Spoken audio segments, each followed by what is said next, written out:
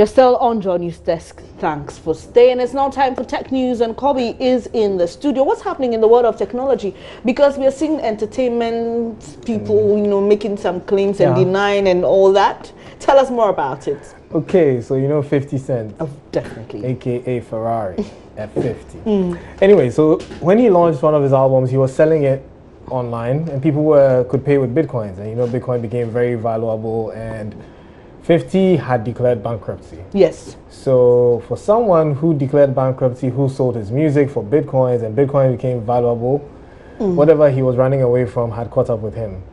And 50 Coin says, that's a 50 Cent. 50 cents. 50 Cent said he never owned any Bitcoin because, well, apparently the Bitcoins that he would have been valued at would have been about $7 million, and that money wouldn't come to him. So he issued a statement that all online transactions involving my brand were handled by an independently owned and operated third party, Central Nervous LLC, and the limited Bitcoin transactions that occurred online were processed and converted to US dollars contemporaneously based upon the then existing exchange rate. But why is he running away from all of this? 50 Cent was supposed to pay some monies, and he says, you know what, I'm bankrupt. And a lot of business, a lot of people do that so they don't have to pay certain fines or certain monies. So him declaring bankruptcy and this coming up that, hey, you have money stashed somewhere, the court could just rule that, hey, bring that money. We used so to you can pay. So people were saying that that's what he did, but then he's saying, nope, I never even had that money. I mean, I forgot. He claimed that he had it. When it came out that he had it, he accepted that I had it. And now he says, no, I never had it. Because he's scared of the implications. So when they asked him, so why did you lie? He says, well, because it's good PR for him. So now, talking about Bitcoin, this week I read an article where someone said, look, Bitcoin is not a bubble. It's not going to bust anytime soon. Forget all those rumors. Yeah. You've been following Bitcoin. You've been teaching on it and explaining, because it's quite complicated for a lot of people, explaining what Bitcoin really is and how people should understand it. Yeah. Is it really a bubble? Is this a flash in the pan? Or Bitcoin, we're going to see it sustained? We hope to see it sustained. Reason being that it's very good technology. The technology is based on the blockchain, which eventually someday we would explain in depth, is something revolutionary. And it's being used for very, very impressive things elsewhere, not only in money, where we have Bitcoin. It's used for other technologies. So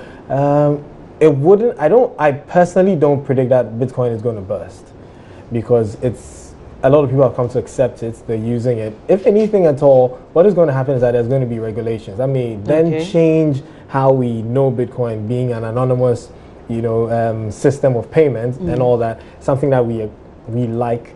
Those of us who use Bitcoin, we like it because it's anonymous and because it cannot be tracked and all that. So we just hope that these regulations do not come and dilute how it actually is.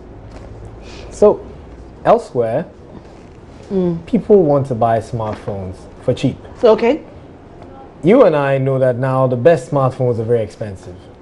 They are. Above $1,000.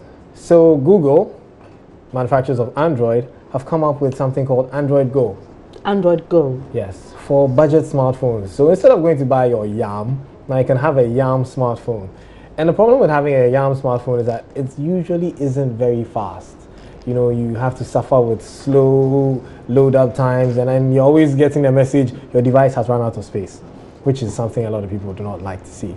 So Android Go is here to fix those problems. One, it makes it run better on these small phones. It makes it take less space, and it actually helps you save on data.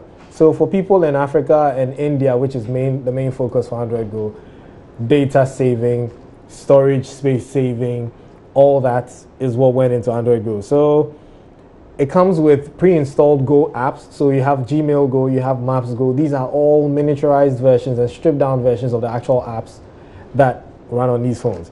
So they're hoping to improve the experience consumers in these markets, i.e. Africa and India, go through.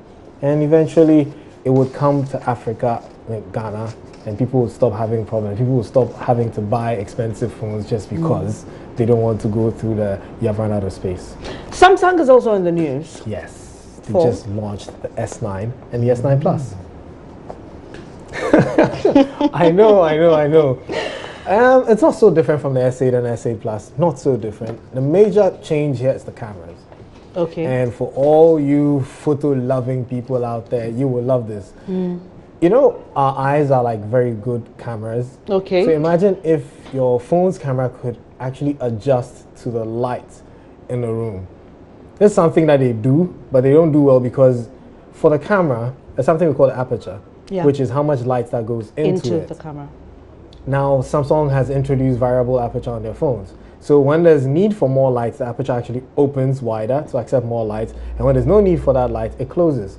So it's between f1.5, for those who know, f1.5 means it's very wide, versus f2.4, which is very narrow. So you can get quality picture in the dark. Is that what it is? Very quality pictures in the dark. So, and it'll not be noisy. Without your flashlight? Grainy. I don't like taking pictures with a flash.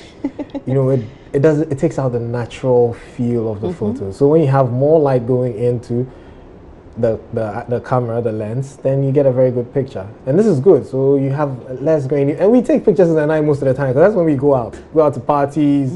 You know, we take pictures in the night. So this is good. Well, for all the Samsung lovers, this is something for you to explore, the Samsung S9. Thank you so much, Kobe. Yeah, and I got a first exclusive look. So for those who want to see the features, it's on my Facebook page. Oh, wow. You're an ambassador for Samsung, right? I'm not an ambassador for Samsung. What are you? I'm a techie. I'm a geek. Okay, and so they give you exclusive access. Yeah. Great. we've got some big guys in here. Thank you very much, Kobe. Thank you for having me. And that'll be all for Tech News for today. Up next is Business News with Emmanuel Abuajebiafi.